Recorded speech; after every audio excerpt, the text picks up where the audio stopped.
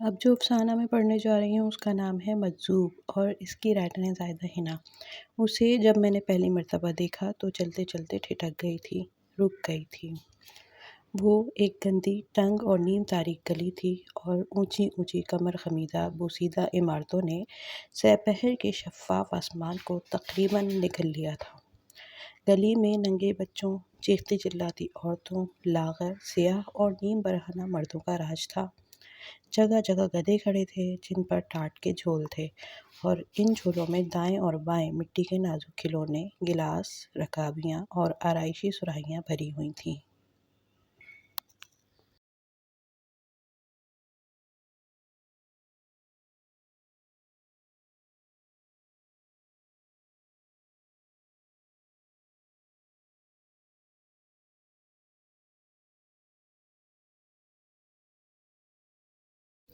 کھلی ہوئی دکانوں کے اندر چاک گڑے ہوئے تھے اور ان کے دور پر برتن ڈھوئے جا رہے تھے۔ تغاریوں میں کمائی ہوئی مٹی کے ڈھیر تھے۔ اندر کی طرف بھٹیاں دہک رہی تھیں جن پر برتن پکائے جا رہے تھے یا پکائے جانے والے تھے۔ آرنلڈ میرے ساتھ ساتھ چل رہا تھا، اور وہ فورڈ فاؤنڈیشن کا ڈائریکٹر تھا اور چند ہفتوں پہلے کراچی میں تعینات ہوا تھا۔ اسے کوزہ گری سے عشق تھا، اور کراچی پہنچتے ہی اس نے اپنے گھر کے ایک کمرے کو دکان کوزہ گر میں بدل دیا تھا۔ بیوی بچوں کی علت اس نے پالی نہیں تھی، لیکن اپنا چاک اور بھٹی وہ امریکہ سے ساتھ لے کر آیا تھا۔ پاکستانی اسٹاف نے اس کے اس شوق کو بنظر تحقیر دیکھا تھا، اور نیرا کمار ہے سالہ کہہ کر اس کے بارے میں تفتیش و تحقیق کا باب بند کر دیا تھا۔ بیشتر لوگوں کو مایوسی اس بات سے ہوئی تھی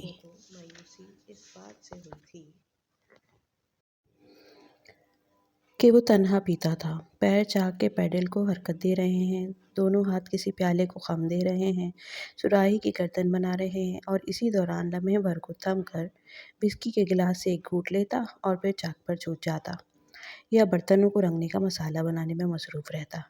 آرنلڈ نے یہاں آنے کے دوسرے ہی دن مجھ سے یہاں کے کوزہ گروں سے ملنے کے لیے اور ان کی بنائی ہوئی چیزیں دیکھنے کے لیے اپنی بے تابی کا اظہار کر دیا تھا۔ یہ اسی کی بے تابی تھی جو مجھے اس گلی میں لے گئی تھی۔ ہم اس گلی میں ایک عجوبہ تھے۔ ہمارے ارد گرد بچے اور فقیر گھنگرو کی طرح لپٹے ہوئے تھے اور ساتھ چل رہے تھے۔ عورتیں آوازیں دے کر ہمیں اپنی طرف بلا رہی تھیں۔ انہیں معلوم تھا کہ 7 سمندر پار سے آنے والے ان بندروں کو روپے پھینکنے کا شوق ہوتا ہے، اس لیے اے خانہ پر انداز چمن کچھ ادھر بھی والا معاملہ تھا۔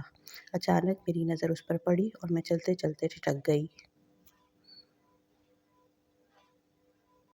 اس کی عمر شاید 15 یا 16 سال کی ہوگی۔ بال اخروٹی رنگت کے تھے اور بدن جیسے بلور کا بنا ہوا تھا، یا شاید سیل کھری میں چٹکی بھر سندور ڈال کر اس کا خمیر اٹھایا گیا تھا۔ نہانے کی توفیق اسے مہینوں سے نہیں ہوئی تھی، تبھی تو گردن اور ہاتھ اور ننگے پیروں پر میل کی تہیں صاف نظر آ رہی تھیں۔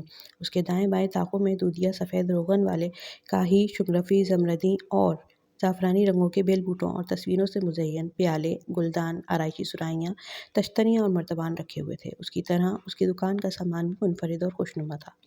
اس کے دائیں ہاتھ میں کمائی ہوئی مٹی کی ایک لوئی تھی اور بایاں ہاتھ چکیت کو گردش دے رہا تھا۔ وہ اپنے منظر و پس منظر سے بے پرواہ چاک پر جھکا ہوا تھا۔ چاک گردش میں تھا، زمانہ گردش میں تھا، اور وہ خداوندوں کی سی بے پرواہی کے ساتھ خداوندی کر رہا تھا۔ وہ شہزادہ تو نہ تھا، مگر شہزادوں جیسا تھا۔ مجھے معلوم نہ تھا کہ چاک پہ گڑیوں کے سر بھی ڈھل سکتے ہیں، اسی لیے میں سحر زدہ سی اسے دیکھتی رہی۔ آرنلڈ کسی اور طرف متوجہ تھا، لیکن جب اس نے مجھے ٹھہرے ہوئے دیکھا تو وہ بھی رک گیا۔ اس کی نگاہوں نے میری نگاہوں کا تعاقب کیا، اور پھر زمین نے اس کے قدم تھام لیے۔ چند لمحوں تک وہ یوں ہی کھڑا رہا، پھر لپک کر اس دکان کے تھڑے سے ٹک گیا۔ اس نے چاک پر جھکے ہوئے لڑکے کو متوجہ کرنے کے لیے سیٹی بجائی، لیکن لڑکے کا سر نہ اٹھا۔ آرنلڈ کی آواز اس تک نہ پہنچی تھی۔ جب آرنلڈ نے بے بسی سے میری طرف دیکھا، میں اسے اے لڑکے کہہ کر آواز دینے ہی والی تھی کہ اس کے قریب بیٹھی ہوئی بوڑھی کمہارن پکاری، "ساپور، اے ساپور!" عجیب سا نام تھا، میری سمجھ میں نہ آیا۔ لڑکے نے سر اٹھا کر بڑھیا کی طرف دیکھا تو اس نے ہماری طرف اشارہ کیا۔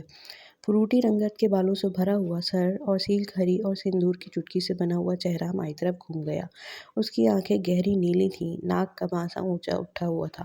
نازک، حساس اور ابھرے ہوئے پر از نخوت نتنے شاید مشقت کے باعث پھڑک رہے تھے۔ "بفرمائید خانم!" اس کی مترنم آواز مجھے حیران کر گئی۔ تو وہ ایرانی تھا! "انم شما چیست؟" میں نے گھبرا کر حافظ السعدی کی فارسی سے کام چلانا چاہا۔ شاہپور، وہ مسکرایا۔ بہت سے سوال میرے ذہن میں سر اٹھانے لگے۔ میں نے ابھی آرنٹ کی تقلید میں تھوڑے سے ٹیک لگانی چاہی تو دکان کے اندر جو بوڑھی کمہارن بیٹھی تھی وہ نانا کرتی ہوئی اٹھ کھڑی ہوئی۔ پھر اس نے مارواڑی میں ان لڑکوں میں سے ایک کو مخاطب کیا جو دکان کے سامنے جمع ہو گئے تھے اور اس پورے منظر کو دلچسپی سے دیکھ رہے تھے۔ لڑکا دوسرے لڑکوں کو ہٹاتا ہوا تیزی سے ملباری کے سامنے والی ہوٹل کی طرف لپکا اور پلک جھپکتے ٹین کی 2 زنگ آلود کرسیاں اٹھا لایا۔ ایک میلے کپڑے سے ان کرسیوں کو صاف کر کے دکان کے اندر بچھا دیا گیا۔ ہم دونوں ان کرسیوں پر بیٹھ گئے۔ اسی وقت چینک والا بھی آ پہنچا اور نیلے رنگ کی تام چینی کی چینک سے چائے فنجانوں میں انڈیل کر ہمیں پیش کی گئی۔ میں بڑھیا کمارن سے اور شاہپور سے کچری اردو اور ٹوٹی پھوٹی فارسی میں سوالات کرتی رہی۔ اسی اثنا میں آرنٹ طاقوں میں سجے ہوئے برتنوں کو اٹھا اٹھا کر الٹ پلٹ کر دیکھتا رہا۔ 10-12 منٹ کی بات چیت سے معلوم ہوا کہ شاہپور قزوین کا رہنے والا ہے اور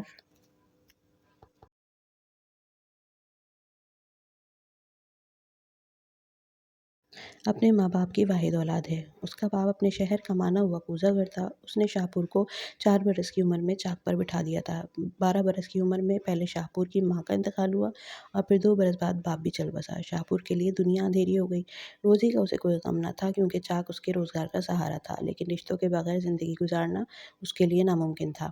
بے بسی اور بے کسی کے عالم میں اس نے خودکشی کی کوشش کی لیکن بچا لیا گیا۔